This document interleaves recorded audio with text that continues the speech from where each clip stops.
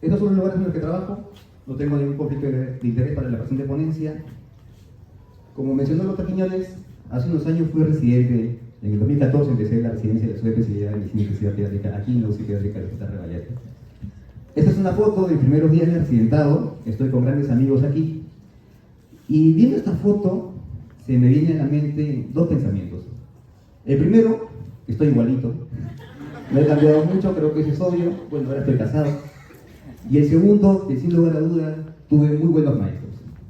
En aquel tiempo, el jefe de ese momento a veces pasaba visita con nosotros y cuando nosotros le presentábamos los casos clínicos de los pacientes que estaban en la unidad, él tenía una pregunta que le hacía con mucha frecuencia. De repente estábamos en la cama 2 con un paciente que estaba en ventilación mecánica y él nos preguntaba, ¿y cuándo lo estubas? Nosotros le decíamos, doctor, hace media hora tuvo 2 paros, está con un soporte de adrenalina, no era muy alto, no está en proceso de liberación de ventilación mecánica, y él nos preguntaba ya, pero ¿cuándo lo estubas? De repente llegamos a la cama 4 y había un paciente pronado en ventilación de alta frecuencia, está hablando del 85%, y nuevamente nos preguntaba, ¿y cuándo lo estubas? En ese tiempo yo no comprendía por qué esta persona nos hacía esta pregunta de cuándo lo estubas de una manera tan insistente, persistente, obsesiva, casi patológica. Y poco tiempo después comprendí por qué. Me gusta pensar que ingresar a un paciente a ventilación mecánica es como ingresar a un niño, obligar a ingresar a un bosque, casi de tarde, cayendo la noche, está oscuro, se siente solo, tiene miedo. Y está angustiado porque no sabe si podrá regresar a su casa. Y cruzando la puerta de la unidad, vemos unos padres desesperados, llorando, preocupados, rogándonos que hagamos todo lo posible para que su niño vaya bien. Y una familia que reza con el único deseo de que ese niño vuelva a casa. Y me gusta pensar que podemos ayudarlo. Y hoy día vamos a ver cómo. A inicios de este año, con un grupo de amigos, decidimos hacer un trabajo de investigación. Ya estamos en fase de análisis de datos. Desde el 2022 al 2024 hemos tenido 1.019 pacientes intubados acá en la unidad de cuidados intensivos pediátricos del Hospital Revallarta. De esos 1.019 pacientes que están intubados acá en el Hospital Revallarta, en 3 años, del 2022 al 2024, hemos hecho unos análisis que todavía están en fase preliminar y hemos visto que hay una muy adecuada correlación entre el tiempo que el paciente está intubado en ventilación mecánica y el tiempo de permanencia en la unidad. De tal manera que si mi paciente está en ventilación mecánica invasiva, es fácil de entender que no va a poder salir de alta de la unidad. Y luego de ello, hicimos un segundo análisis que corresponde al tiempo de ventilación mecánica invasiva y la relación con el proceso de fracaso de extubación y la mortalidad.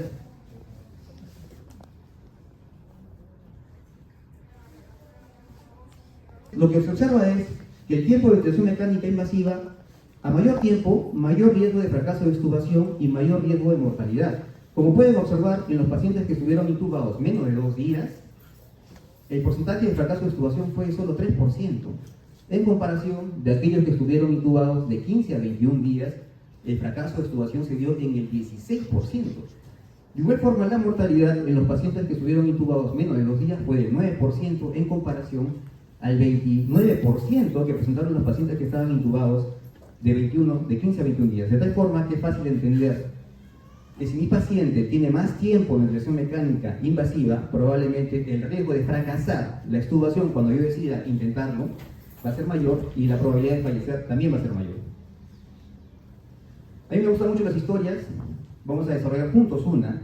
Se va a llamar Lupita quiere liberarse. Lupita es una niña de 1 año que ha ingresado a la unidad con diagnóstico de shock séptico de foco abdominal. Ella ha sido operada, hasta intubada y ha requerido soporte de catecolaminas y al tercer día parece que está mejor. Entonces, yo pienso que podemos iniciar la liberación del ventilador mecánico, pero mi compañero de guardia cree que no. Así que la pregunta sería, ¿podemos iniciar la ventilación mecánica?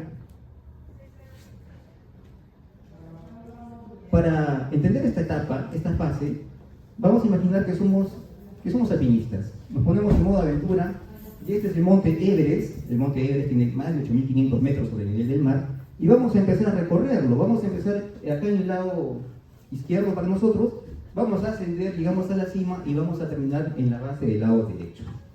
Entonces, todos queremos llegar hasta esa meta. Ingresar a un paciente en ventilación mecánica sería como empezar el ascenso del monte. Hay un momento en el cual lo intubamos, empezamos la ventilación mecánica, luego el soporte respectivo pasa unos días, unas horas, y tenemos la sospecha de que el paciente está mejor, pero solo es una sospecha. Luego de ello, hacemos la evaluación respectiva y ya no es una sospecha, confirmamos que el paciente está mejor. Como corresponde, hacemos una prueba, la prueba de respiración espontánea, y si esta es positiva, vamos a proceder con la extubación. Si logramos extubarlo, hay dos caminos a seguir: que el paciente tolere la extubación, el retiro de la ventilación mecánica, o que el paciente sea reintubado. Sin embargo, siempre tenemos que llegar a la cima para poder cruzar el monte. ¿Qué les parece que si de repente, de una manera un poco arriesgada tal vez para algunos, observamos que hay un camino de la mitad del monte y decidimos cruzar por ahí? Porque el objetivo no es llegar a la cima, el objetivo es cruzar el monte. El objetivo es que el paciente inicie la ventilación mecánica y luego sea extubado. Entonces, de repente para mí, me parece que a ese nivel de la cuesta, de la subida, es seguro cruzar. Sin embargo, para otro colega piensa que es más arriba, un poco más seguro, ve un camino más seguro para cruzar. Y para alguien, tal vez un tercero, ve que más abajo es seguro cruzar.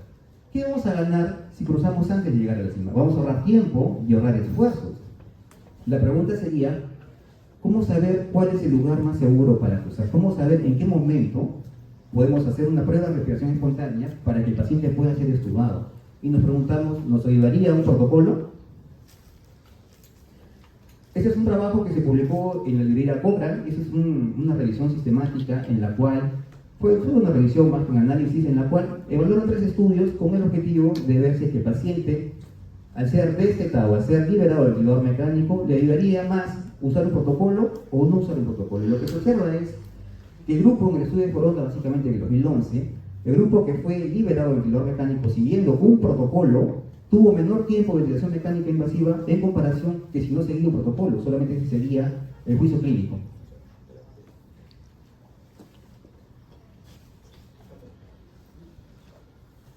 ¿Y cuáles fueron esas condiciones que el paciente tenía que lograr para poder aplicar la prueba de respiración espontánea? Primero, que el motivo que fue la causa de la intubación haya sido resuelto o esté camino a compensarse, no del todo resuelto.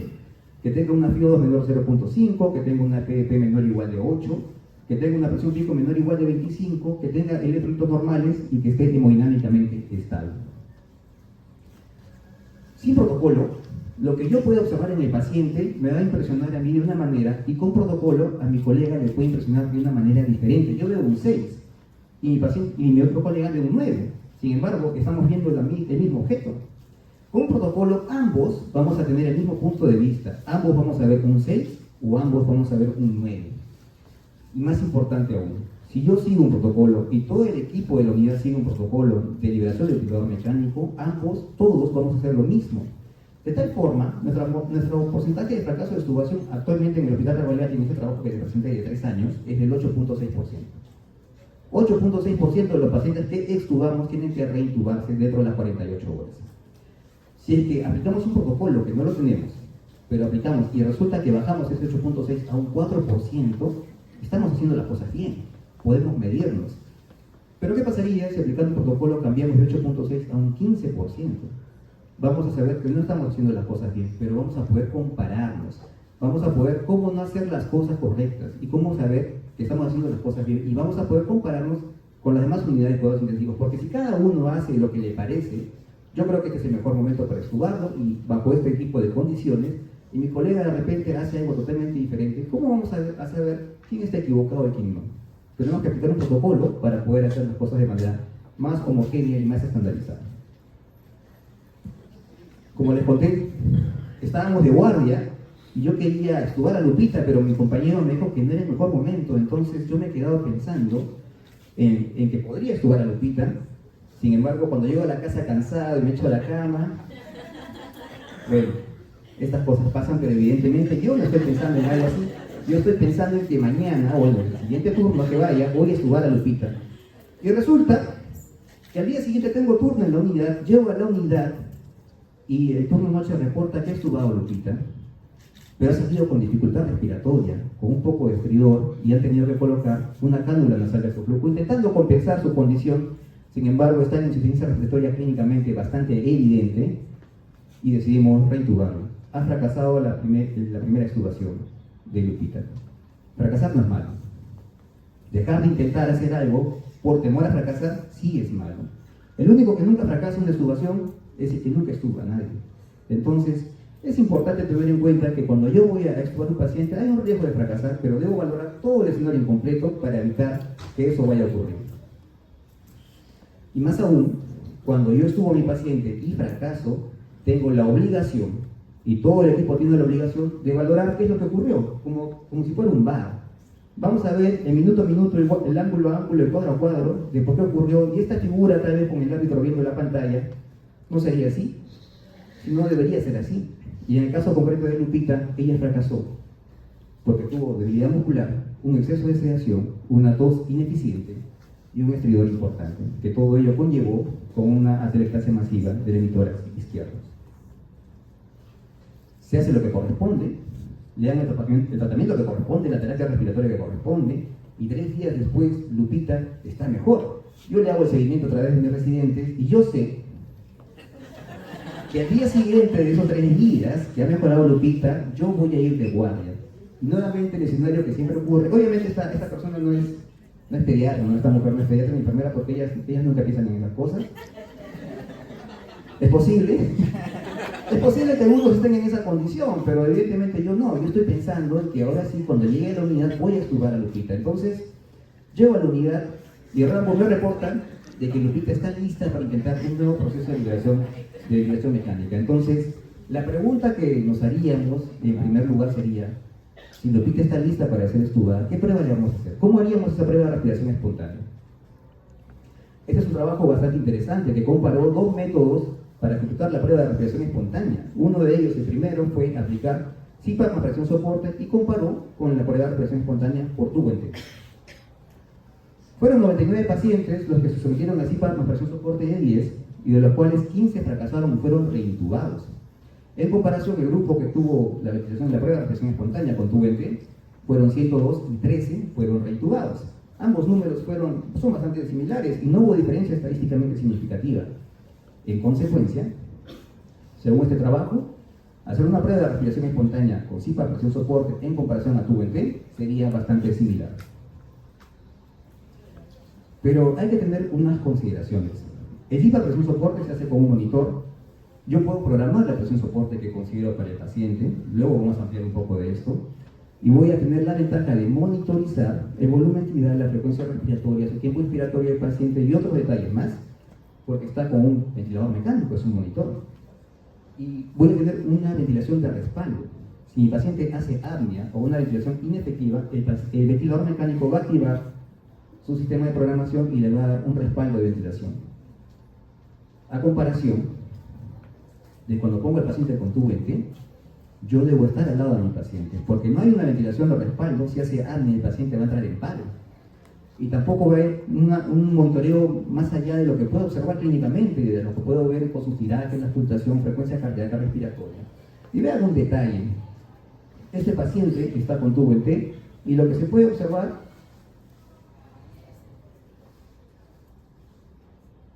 es que hay un humito blanco que corre a través del tubo en la parte distal y es cortado por cada vez que el paciente inspira. Sin embargo, vean esto. Este es un paciente que fue un TEC grave y ya estamos en el proceso de liberación, estamos haciendo la prueba, pero ese humito blanco que termina en la parte distal del tubo entero nunca se corta. El paciente no está respirando, pero cuando estaba en ventilación mecánica con CPAP y presión soporte, sí daba frecuencia respiratoria, porque el movimiento que hace el tórax, el tronco, gatilla, simula una respiración, y eso es lo que estaba falseando, pensando que el paciente está respirando, pero cuando hago la prueba del tubo entero, no respira y se empieza a desesperar, empieza a desaturar, empieza a estar taquicárdico. Entonces, mucho cuidado cuando hagan la prueba del tubo entero. Existen, desde 2023 se publicaron unas guías de liberación de ventilación mecánica en el paciente pediátrico, en el cual recomiendan hacer la prueba de respiración espontánea con CPAP presión soporte y deja de lado un poco la prueba del tubo entero. Ahora, bien, hemos decidido que a nuestra paciente le vamos a hacer la prueba de respiración espontánea con CPAP presión soporte, pero ¿qué tanto de presión soporte le voy a colocar? ¿Cuánto les gustaría? Es una niña de 1 año. 6, 8, 10, ¿cuánto le ponemos? Este trabajo es del autor Kemali, si no me equivoco. Este trabajo se publicó en el 2017 y es bastante interesante. Evalúa el trabajo respiratorio que hace el paciente con un subrogado, que es la tasa presión, así se llama, en 4 escenarios. El paciente que está siendo sometido a una prueba de respiración espontánea con CPAP, presión soporte. El paciente que está siendo sometido a una prueba de respiración espontánea solamente con CPAP, 5. Y luego a los 5 minutos y a los 60 minutos de ser extubado. Y lo que encontró fue bastante interesante. Los pacientes, antes de ser extubados, que estaban en la prueba de CPAP, presión soporte, tenían un trabajo respiratorio menor en comparación a aquellos que tenían la prueba de respiración espontánea solamente con CPAP, sin presión soporte. Los que estaban con CPAP, sin presión soporte, tenían más trabajo respiratorio antes de ser extubados. Pero cuando se extubaban, todos los pacientes tenían mayor trabajo respiratorio que cuando tuvieron en CPAP sin presión soporte y en CPAP con presión soporte. ¿Qué significa esto? Que ponerle soporte al CPAP cuando está realizando la prueba de respiración espontánea me va a falsear la capacidad de respirar del paciente. Porque yo le voy a soportar, le voy a dar un número, un poco más de presión, y voy a interpretar, si es que no desarrolla trabajo respiratorio, que está en buenas condiciones, pero eso no es verdad. Porque cuando lo estube, incrementa su trabajo respiratorio. De tal forma que este trabajo concluye de que no deberíamos colocar presión soporte durante la prueba de respiración espontánea. Podría hacerse solamente con CPAP. Hay una idea con mucha frecuencia de que nosotros ponemos presión soporte para compensar la resistencia que es generada por el tubo endorraquial del paciente. Y ese trabajo demuestra de que eso no es tan real. Es un trabajo en el cual compararon, también en prueba de respiración espontánea, el momento de CPAP presión soporte en comparación con CPAP sin presión soporte. Y lo que se observa es que la frecuencia respiratoria fue ligeramente mayor en los que no tuvieron presión soporte, pero vean esos números, 33 versus 37. Alguien dirá que es significativo. En realidad, tener 4 puntos más en frecuencia respiratoria para un paciente pediátrico no es nada importante. Compararon 97% de saturación en ambos grupos. No hubo diferencia de saturación. De igual forma, el volumen arterial fue 7.72 versus 7.08. Ambos tenían 7 mililitros por kilo. Y así la frecuencia cardíaca y la escala de confort. ¿Qué significa? Que en realidad los pacientes que están sometidos a una prueba de respiración espontánea sin presión soporte no se deterioran, no les va peor, no tienen peores números en comparación si le ponemos CPAP más presión soporte. De tal forma que la idea de que el paciente está peor porque tenemos que compensarlo, esa resistencia generada por el tubo traqueal, no es tan real. Bien, la guía de 2023 recomienda en aquellos pacientes que tienen un riesgo de fracaso de extubación, que está definida como que hay pacientes que tienen una ventilación mecánica mayor de 14 días, que tienen una enfermedad pulmonar crónica, una disfunción miocárdica, un deterioro neurológico, enfermedad neuromuscular o el antecedente de la falla de extubación, deberíamos ser más rigurosos con ese paciente cuando aplicamos la prueba de respiración espontánea. De tal forma, usted debería aplicar CPAP sin presión soporte para poder tener la certeza de que va a ir todo bien. Y como Lupita tuvo una falla de extubación, hemos decidido aplicar CPAP sin presión soporte como prueba de respiración espontánea. Ahora nos preguntamos, ¿y cuánto tiempo lo hacemos? ¿30 minutos? ¿60 minutos? ¿120? ¿Cómo podría ser esto la manera más adecuada de tomar la decisión? Este es un trabajo un poco antiguo ya, pero bastante interesante, en el cual comparó 2 formas de hacer el proceso de respiración espontánea, la prueba, pero dividiendo 2 tiempos diferentes. Un grupo fueron sometidos a una prueba de respiración espontánea de 30 minutos y el otro grupo fue sometido a una prueba de respiración espontánea de 2 horas. Cuando la prueba fue exitosa, en ambos grupos los pacientes pasaron a extubarse, pero la reintubación en el grupo que fue sometido a la prueba durante 30 minutos fue del 13.5%. En comparación, el grupo que fue sometido a 2 horas fue del 13.4%. Fueron iguales casi. No hubo ninguna diferencia y la conclusión del trabajo es que realizar la prueba de respiración espontánea en 30 minutos es tan igual que hacerla en 120 minutos. No hay mayor diferencia. La guía del 2023 recomienda en aquellos pacientes que tienen riesgo de fracaso de extubación, que son las condiciones que hemos conversado, ser más rigurosos, aplicar la prueba de 60 a 120 minutos para tener la certeza de que no vamos a fracasar. Ahora, hemos hecho la prueba y nos preguntamos cómo vamos a saber que va a ir bien, cómo vamos a saber que vamos a tener éxito durante el proceso de extubación. Existen predictores de éxito de extubación, y acá los importantes en este trabajo para resaltar es que hay que entender algo. Si yo, por ejemplo, quiero conseguir 5 litros de volumen minuto, puedo hacerlo de dos maneras. Puedo respirar 10 veces, generando un volumen tidal de 500 mililitros, llego a mis 5 litros objetivo, o puedo respirar 50 veces, pero generando un volumen tidal de 100 mililitros. Yo les pregunto, ¿en qué escenario estaría mejor? Evidentemente, respirando menos y generando mayor volumen tidal. De tal forma, bajo ese concepto, los pacientes que tuvieron un éxito de extubación fueron aquellos que tenían una frecuencia respiratoria más baja, y para este trabajo menor o igual de 45.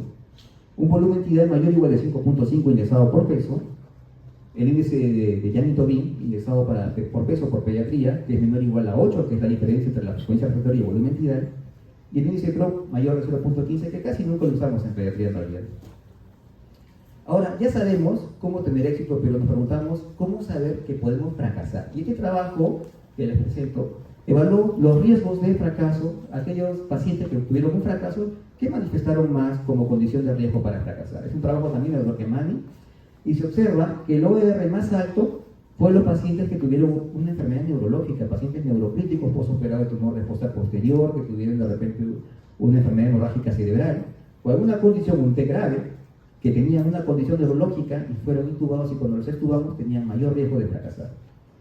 De igual manera, tener un evento de una obstrucción de vía aérea superior post-extubación, el famoso estridor que podemos ver cuando el paciente extubamos, tiene un riesgo de 2.5, un OR de 2.5, y haber tenido la necesidad de incrementar el PEP antes de la extubación también es una condición de riesgo para el paciente. Bien, estamos casi listos para extubar a Lupita, y mi cerebro me dice, oye, ¿no has realizado la prueba del TCCAF? ¿Cómo sabemos esto? El TCCAF es una prueba que está más validada para adultos, en la cual los pacientes que están intubados con CAF, con balón, al ser desinflados debería generar una fuga en comparación de volumen tidal inspirado y volumen tidal expirado. Para adultos, esta fuga esperable tiene que ser mayor del 20% o el equivalente a 110 mililitros por cada volumen tidal. Sin embargo, es una prueba que no es muy sensible para pacientes pediátricos. Es decir, yo puedo tener una prueba negativa, es decir, el test de CAF es negativo, sale como si estuviera en contra, y cuando lo estuvo no va a tener dificultad respiratoria. Sin embargo, cuando el test de CAF es positivo, no significa que el paciente va a fracasar. Igual podría extubarlo. Lo que se sugiere es, si usted tiene una sospecha de que esto va a ocurrir, administre corticoide, y en ninguna condición, bajo ningún escenario, si todo lo demás está bien, deberíamos retrasar la extubación. El paciente debe ser extubado de igual manera.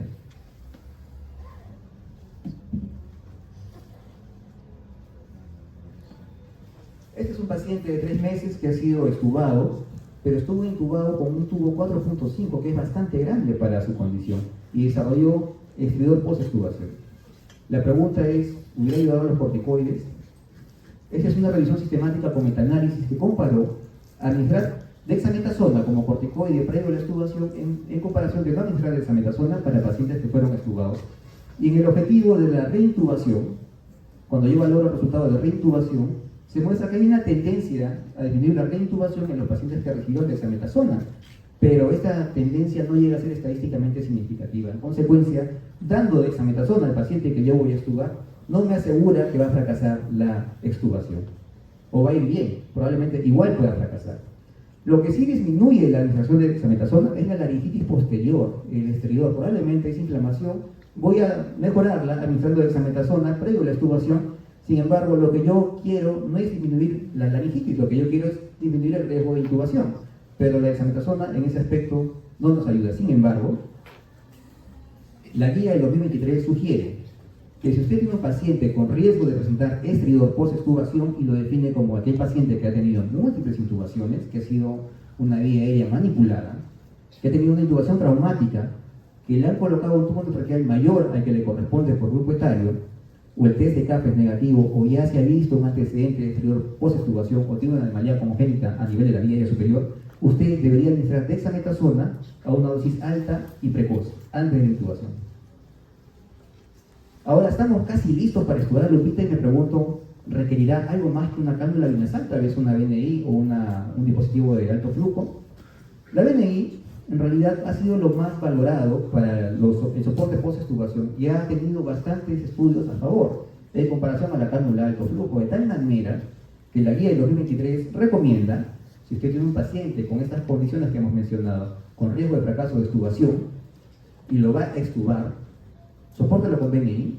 Si no tiene BNI, sopórtelo con cánula de alto flujo, y todo esto va a ser mejor a sacarlo como oxigenoterapia de bajo flujo convencional. Pero ojo, lo que no se sabe todavía a través de los estudios es que, ¿qué es mejor? ¿Aplicarlo de frente de salida o aplicarlo de rescate? No ha habido mayor diferencia en esto. Lo que sí se sabe es que si su paciente tiene riesgo de fracasar o ya está con riesgo de fracasar post-extubación, no lo sacó inmediatamente un dispositivo de soporte BNI o cánula de alto flujo, pero ya está con trabajo respiratorio, está saturando, póngale BNI o póngale cánula nasal de alto flujo. Ambas condiciones van a ser mejor que la oxigenoterapia convencional. Ahora, ¿cómo estamos de seroanalgesia? Porque recuerden que tenía una tos inefectiva, debilidad muscular. ¿Cómo estamos ahora? En realidad, cuando usted está en el proceso de liberación del ventilador mecánico, se asume que hemos disminuido la seroanalgesia progresivamente y el paciente ya está en buenas condiciones, empieza a movilizarse y existen los eventos inadvertidos como aquellas extubaciones inadvertidas no deseadas, no programadas, que son relativamente frecuentes en todos los lugares, en todas las unidades están reportadas, pero son un marcador de calidad negativo.